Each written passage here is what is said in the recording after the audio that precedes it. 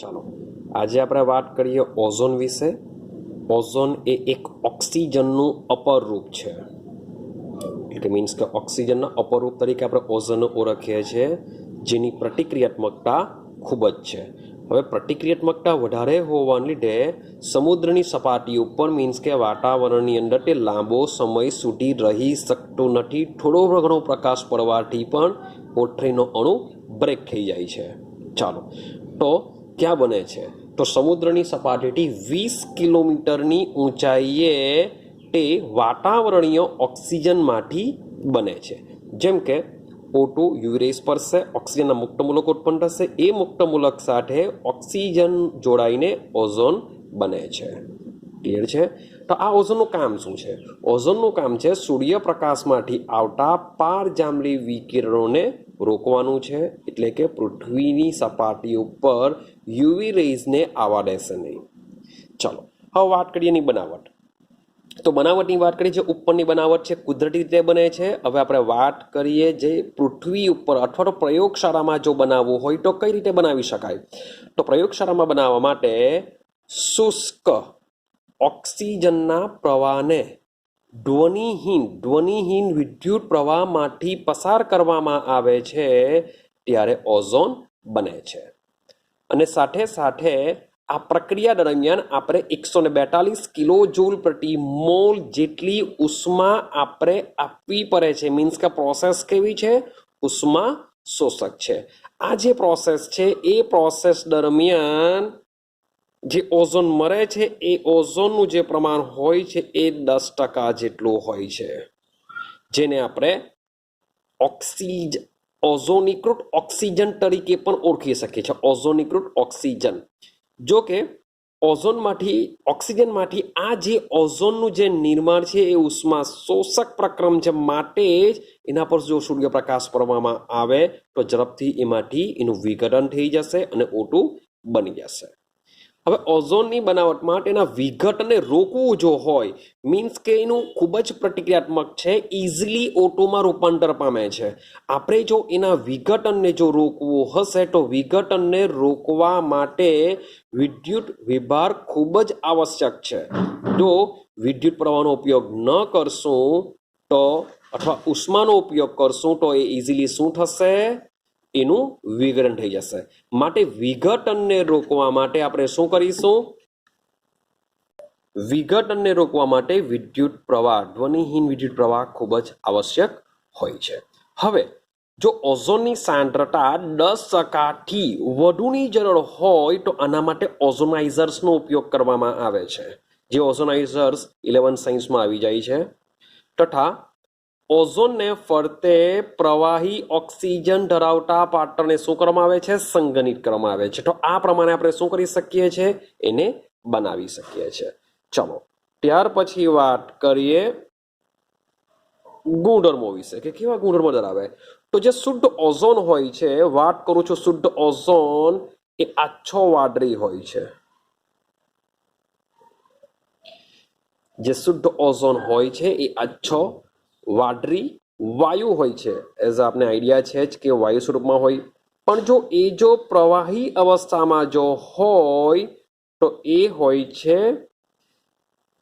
ઘેરું વાદળી। મીન્સ કે પેલો આછો વાદળી છે, આ ડાર્ક વાદળી હશે। સેમ એ જ પ્રમાણે જો એ ઘન અવસ્થામાં જો હોય તો એ કાળો ઘન હોય છે। મીન્સ કે ઘન અવસ્થામાં કેવો હોય છે? કાળા રંગનો ઘન પદાર્થ છે।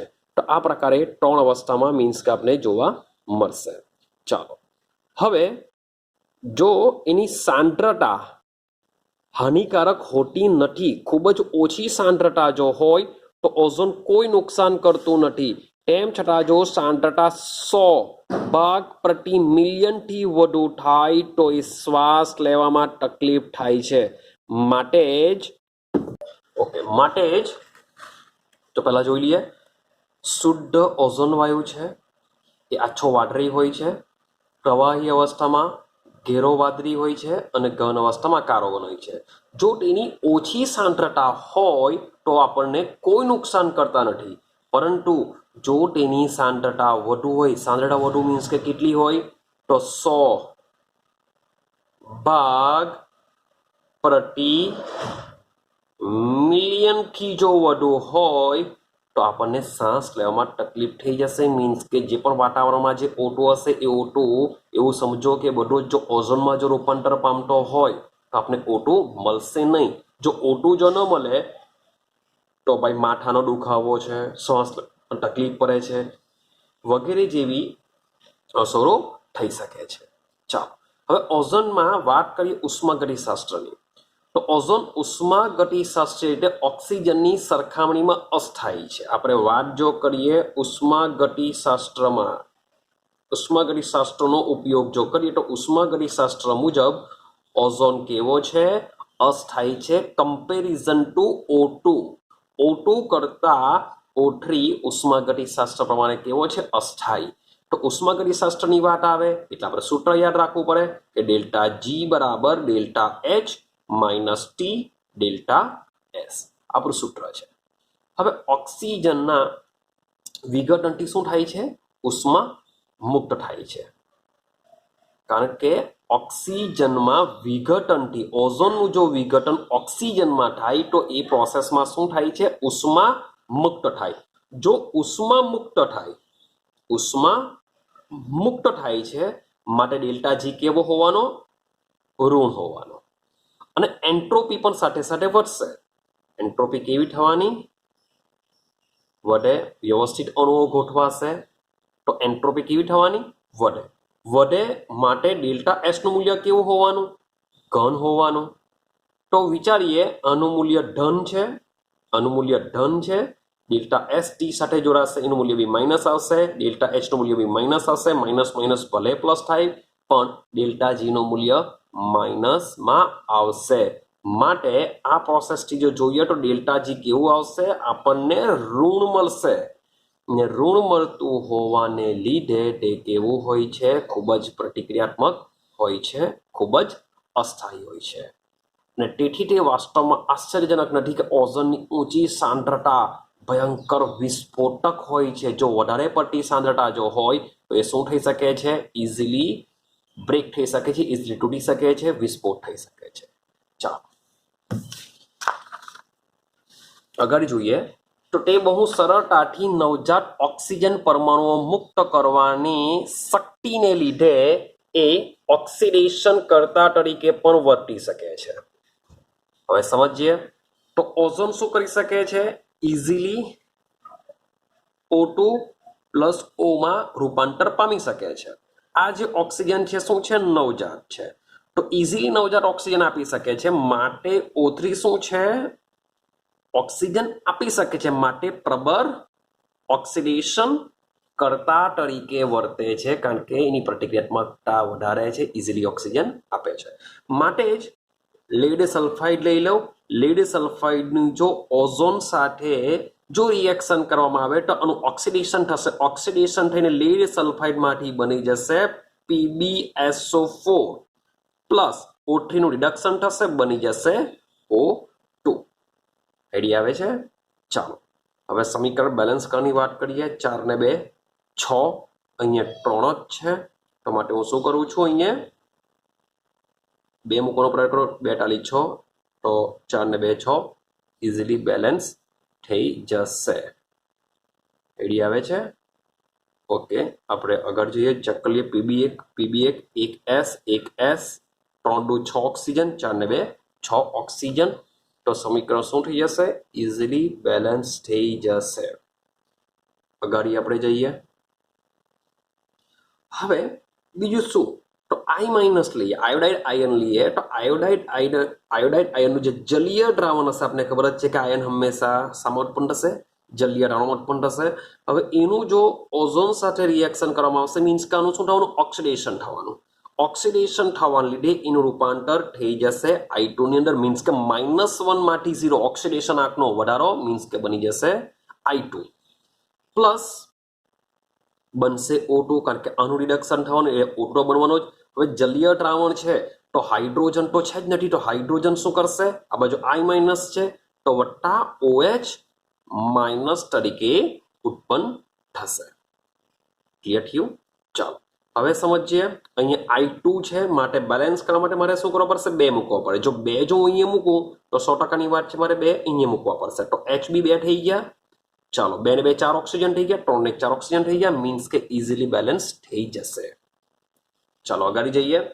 હવે ઓઝોનની વાત કરીએ તો બોરેટ બફર દ્વારા બફરયુક્ત બનાવેલા પોટેશિયમ આયોડાઇડના વધુ પડતા દ્રાવણ સાથે પણ એ પ્રક્રિયા કરે છે, ત્યારે આયોડિન મુક્ત થાય છે, જેનું સોડિયમ થાયોસલ્ફેટના પ્રમાણિત દ્રાવણ વડે અનુમાપન કરવામાં આવે છે. તો એઝ અ MCQ તરીકે પણ તમને કામ લાગી શકે, પૂછી શકે કે જે ઓઝોન છે એ બોરેટ બફર દ્વારા બફરયુક્ત બનાવેલા પોટેશિયમ આયોડાઇડના વધુ પડતા દ્રાવણ સાથે બી પ્રક્રિયા કરી શકે છે, ને આ પ્રોસેસ દરમિયાન જે આયોડિન મુક્ત થાય છે, જેનું સોડિયમ થાયોસલ્ફેટ, તો સોડિયમ થાયોસલ્ફેટના પ્રમાણિત દ્રાવણ વડે અનુમાપન કરવામાં આવે છે.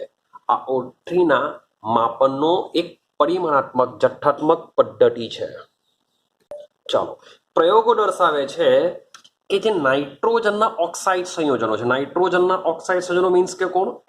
એનોના મીન્સ કે nitrogen oxide N2O, NO2, N2O5. તો જે નાઇટ્રોજનના ઓક્સાઇડ સંયોજનો છે એને ખાસ કરીને જે નાઇટ્રિક ઓક્સાઇડ છે, માટે જ એક્ઝામ્પલ લેવામાં આવ્યું છે નાઇટ્રિક ઓક્સાઇડ, જે ઓઝોન સાથે ખૂબ જ ઝડપથી પ્રક્રિયા કરે છે, અને પ્રક્રિયા કરીને તે શું બનાવી દેશે? વિચાર કરીએ તો O3 ઓક્સિડેશન કરતા છે, આનું શું કરી દેશે? ઓક્સિડેશન કરી દેશે. ઓક્સિડેશન કરવાથી એનું રૂપાંતર થઈ જશે NO2 ની અંદર, અને સાથે સાથે ઉત્પન્ન થશે એનું રિડક્શન થઈને O2. તો જે સુપરસોનિક જેટ વિમાનો હોય છે, એ સુપરસોનિક જેટ વિમાનનો જે નિર્ગમન સ્ત્રોત છે એમાં ઉત્સર્જિત થતો જે નાઇટ્રોજન ઓક્સાઇડ સંયોજનો વાતાવરણના ઉપરના, મીન્સ કે જ્યારે જેટ વિમાન ઉપરથી પસાર થશે ત્યારે એના નોઝલમાંથી, મીન્સ કે જે બહાર નીકળતો વાયુ કયો હોય છે? નાઇટ્રિક ઓક્સાઇડ હોય છે. તો આ નાઇટ્રિક ઓક્સાઇડ શું કરે છે? ઓઝોન સાથે રિએક્શન કરીને NO2 વત્તા O2 બનાવે છે, જે 11 સાયન્સની અંદર ઓલરેડી આવે છે. ઓઝોન સ્તરનું જે ગાબડું પડવાની જે રિએક્શન છે તેમાં જેટ વિમાનનો બી ફાળો જાય છે. તો સુપરસોનિક જેટ વિમાનો જે નાઇટ્રિક ઓક્સાઇડ ઉત્પન્ન કરે છે એ ઓઝોન દ્વારા ઓક્સિડેશન પામીને NO2 માં રૂપાંતર થાય છે, મીન્સ કે ઓઝોનનું લેયર ત્યાં શું કરે છે? વપરાય છે. આથી તેનું ક્ષયન થાય છે. ચાલો, આ ઓઝોનના સ્તરને બીજા ખતરાની સંભાવના ફિયોનના ઉપયોગથી છે. બીજો ઉપયોગ છે એનો ફિયોનના ઉપયોગથી થઈ શકે છે. ઉપરનો જે વાયુ છે વિલયર સ્પેસમાં પ્રશીતક તરીકે પણ ઉપયોગ થાય છે. પ્રશીતક તરીકે પણ આપણે એનો ઉપયોગ કરી શકીએ છીએ. હવે ઓઝોનની વાત કરીએ. ઓઝોનના 2 સંસ્પંદન બંધારણો હોય છે. કયા, કેવી રીતના સમજીએ આપણે.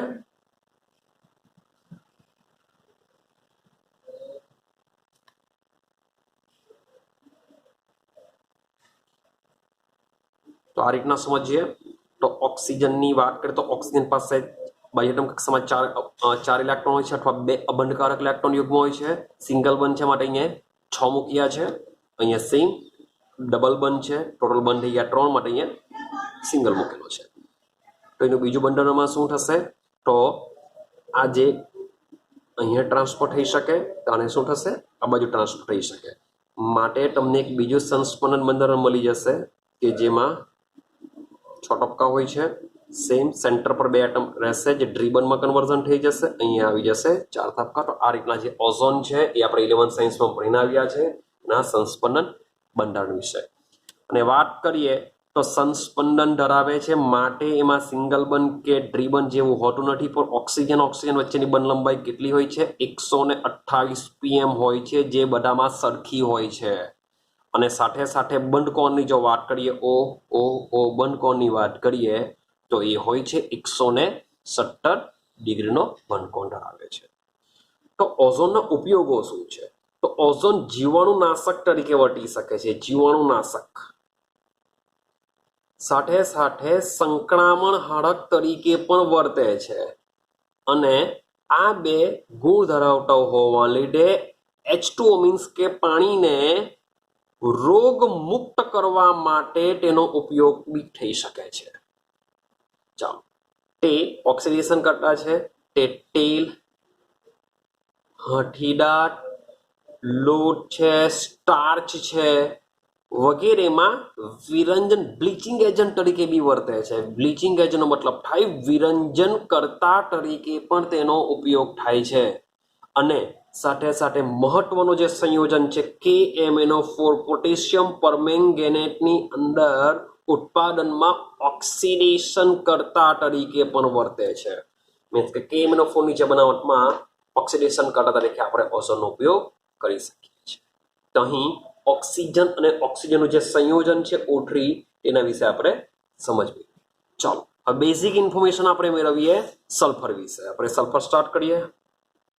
તો બેઝિક ઇન્ફોર્મેશન લઈએ.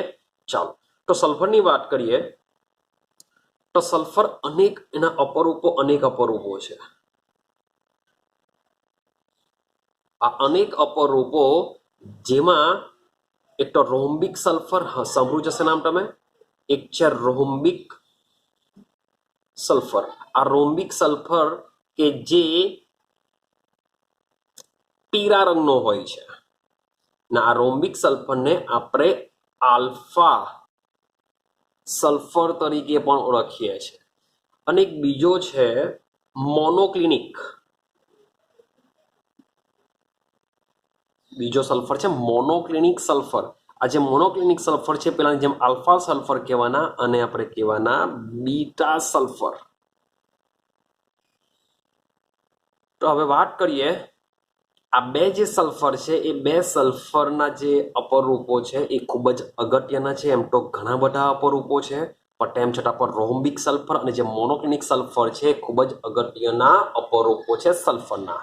ચાલો હવે આ બંનેમાંથી જો કમ્પેરિઝન કરીએ તો ઓરડાના તાપમાને સ્થાયી સ્વરૂપ રોમ્બિક સલ્ફર છે. મીન્સ કે તમને રૂમ ટેમ્પરેચર પર રોમ્બિક સલ્ફર એટલે કે મોનોક્લિનિક સલ્ફર કરતાં ખૂબ જ સ્થાયી તમને જોવા મળશે. પણ જ્યારે આલ્ફા સલ્ફર એટલે કે જે રોમ્બિક સલ્ફર છે એ રોમ્બિક સલ્ફરને 369 3×6=43 યાદ રાખવા માટે 369 તાપમાને જ્યારે ગરમ કરવામાં આવે છે ત્યારે તેનું રૂપાંતર બીટા સલ્ફર એટલે કે મોનોક્લિનિક સલ્ફરમાં થઈ જશે. તો આલ્ફા સલ્ફરમાંથી બીટા સલ્ફરમાં રૂપાંતર કરવા માટે 369 કેલ્વિનની જરૂર પડતી હોય છે. મીન્સ કે આલ્ફા સલ્ફરની વાત કરીએ તો આલ્ફા સલ્ફર 369 કેલ્વિનથી નીચા તાપમાન સુધી એ શું હોય છે? સ્થાયી હોય છે. પણ 369 કેલ્વિન કે તેનાથી ઊંચા તાપમાને એનું રૂપાંતર બીટા સલ્ફરમાં થઈ જશે. વાત કરીએ આલ્ફા સલ્ફર વિશે તો મેં તમને આગળ કીધું એનો રંગ કેવો હોય છે? પીળા રંગનું હોય છે. ગલન બિંદુની વાત કરીએ તો ગલન બિંદુ હોય છે 385.8 કેલ્વિન જેટલું એનું ગલન બિંદુ છે. મીન્સ કે વિચાર કરીએ તો એ પીગળે ક્યારે છે?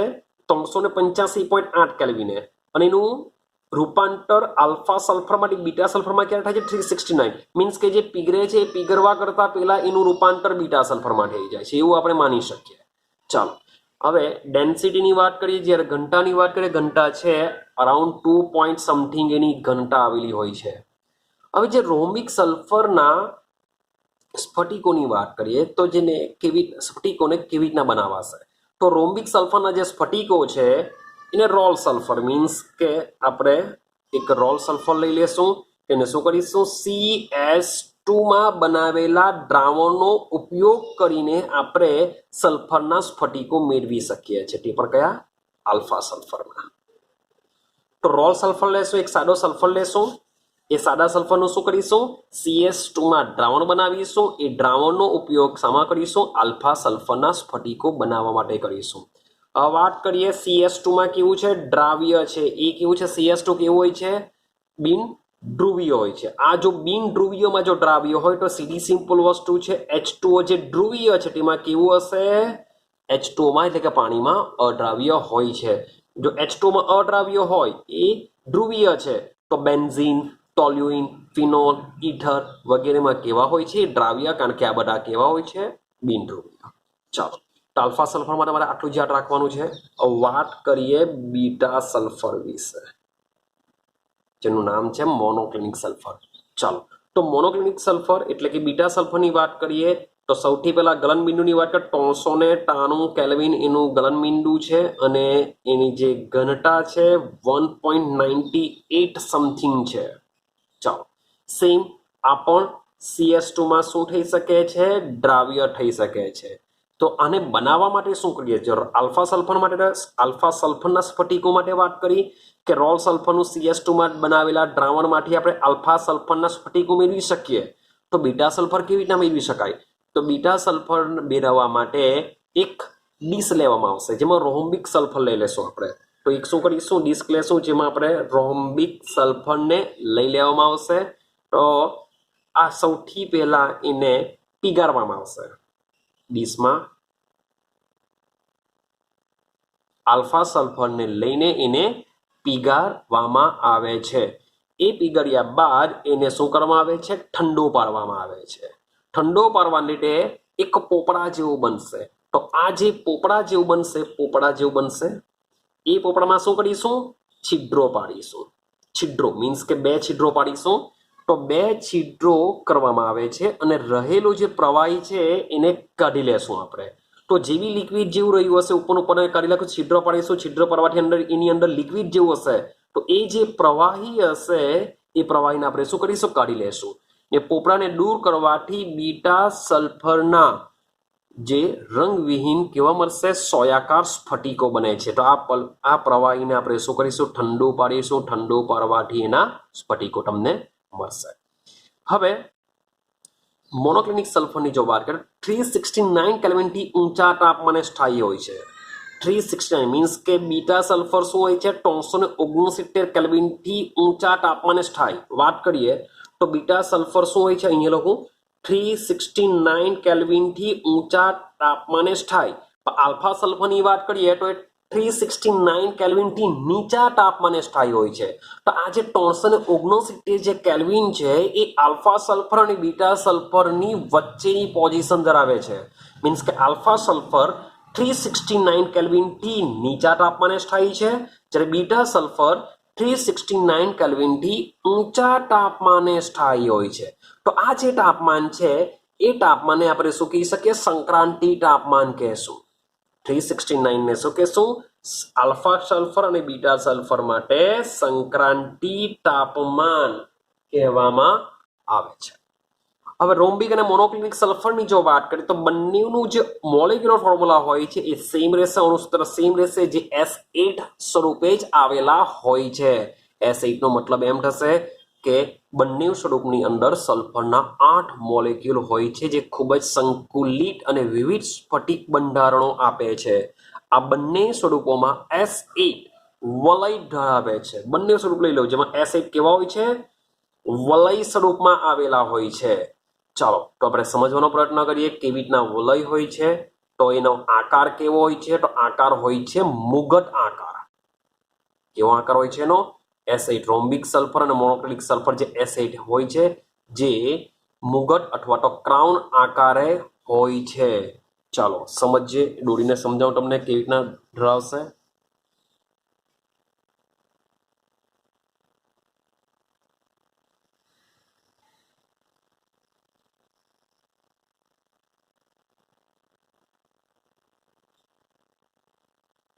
તો સમજો આ ટોટલી બધા શું હોય છે? સલ્ફર હોય છે. તો 1 2 3 4 5 ઉપર ટોટલ 5 મોલેક્યુલ રહેશે, નીચે 3 રહેશે. આ પ્રમાણે તમે જોશો તો એક મુગટ જેવો આકાર ધારણ કરે છે, જેથી બંને જે S8 છે એ આ રીતના વલય આકારે ગોઠવાયેલા હોય છે. પરંતુ છેલ્લા 2 દાયકાની જો વાત કરીએ તો 2 દાયકામાં સલ્ફરના અનેક પ્રકારે સંશ્લેષિત કરવામાં આવ્યું છે, જેમાં સલ્ફરના 6 પરમાણુથી લઈને 20 સલ્ફરના પરમાણુઓ ધરાવતા એના અપરૂપો પણ મળી આવ્યા છે. જેમાં S6 ની વાત કરીએ, S6 જેમ S8 ની વાત કરી તેમ S6 ની વાત કરીએ. S6 નો જે આકાર છે એ પણ વલય હોય છે અને તે ચેર આકાર હોય છે, એટલે કે ખુરશી આકારે તમને જોવા મળે છે. ખુરશી આકાર કેવો આવશે? તો સમજીએ 6 મોલેક્યુલ કેવી રીતના ગોઠવાયેલા હોય છે. સોરી ફોર ધેટ, મારી પાસે જગ્યા નથી માટે હું આ પ્રમાણે દોરું છું. સમજવાનો પ્રયત્ન કરજો. તો અહીંયા બધે શું હોય છે? સલ્ફર હોય છે. તો આ પ્રમાણે એક ચેર જેવી રચના કરે છે. તો આણ્વીય પરિણામોને આકૃતિમાં જે દર્શાવેલ છે અને મુખ્ય સ્પીસીસ ઊંચા તાપમાને મુખ્ય સ્પીસીસ S2 હોય છે O2ની જેમ જ તે પણ અનુચુંબકીય હોય છે. જેમ O2 અનુચુંબકીય હોય છે તેમ S2 પર શું હોય છે? અનુચુંબકીય હોય છે. તો સલ્ફરની બેઝિક ઇન્ફોર્મેશન છે. તો નેક્સ્ટ વિડીયોમાં આપણે શું કરીશું? સલ્ફરના જે ઓક્સાઇડ છે, સલ્ફર ડાયોક્સાઇડ, સલ્ફરનું હજુ એક સંયોજન મહત્વનું છે સલ્ફ્યુરિક એસિડ, તેને સમજીશું. તો આ બે વસ્તુ સમજ્યા બાદ આપણે નેક્સ્ટ આપણો સમૂહ પર જશું, જે મજાનો સમૂહ છે, ખૂબ જ ઇમ્પોર્ટન્ટ છે બોર્ડની દ્રષ્ટિએ, તેને સમજવાનો પ્રયત્ન કરીશું.